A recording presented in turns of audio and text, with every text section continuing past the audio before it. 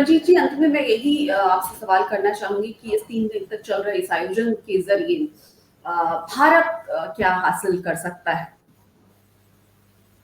देखिए, प्रवासी भारतीय खास करके खाड़ी के देशों में कामगार के तौर पर जाते हैं, वहाँ रहते हैं, सालों साल वहाँ रह करके एक अपनी विशेषज्ञता हासिल करते हैं, वहाँ उन देशों के विकास में अपनी भूमिका निभाते हैं।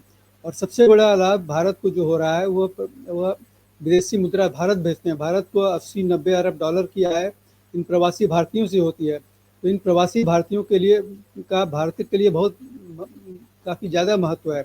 यह भारत के विकास में योगदान कर रहे हैं, भारत के आर्थिक विकास में अपना योगदान कर रहे हैं, भारत का राजस्व बढ़ाने में योगदान कर रहे हैं। तो इनके वहाँ रहने से भारत को काफ़ी आर्थिक आय भी होती है। तो इस तरह से इनका योगदान को हम समझ सकते हैं। इनकी अपनी मेहनत और कौशल से वे वहाँ रह कर के अपने देशों का विकास तो करते ही हैं, वे भारत के विकास में भी योगदान कर रहे हैं। भारत को जिस तरह से भारी विदेशी मुद्रा भेजते हैं उसका लाभ भारत की अर्थव्यवस्था को होता है। तो इस तरह भारत के लिए ये काफ़ी अच्छी बात है। देखिए, भारत के जो युवा वर्ग के जो लोग हैं वो विदेशों में रह करके विदेशी बड़ी कंपनियों के विकास में, उनके तकनीकी विकास में, उनके वैज्ञानिक विकास में अपना अहम योगदान करते हैं। अपने कौशल से, अपनी मेहनत से वहाँ उन कंपनियों के विकास में जो योगदान कर रहे हैं। अब भारत चाहता है कि वो भारत लौट करके भारत के विकास में अपना योगदान करें।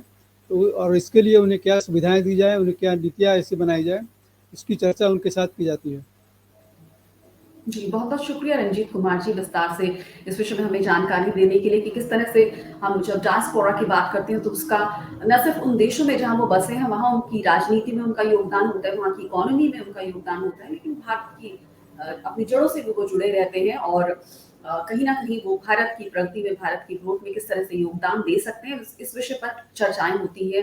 प्रवासी भारतीय दिवस के जरिए उन्हें अपनी जड़ों से, अपने मूल से जोड़ने की कोशिश फिर से की जाती है और जो जिस तरह बहुत सारे भारतीय वहां बस गए हैं, उसके बाद जो नई जनरेशन आ रही है उनको भी भारत से फिर से जोड़ने की कोशिश के तहत ये प्रयास होता है। बहुत बहुत शुक्रिया इस कार्यक्रम का हिस्सा बनने के लिए, हमारे व्यूअर्स को विस्तार से जानकारी देने के लिए। धन्यवाद रंजीत जी। धन्यवाद।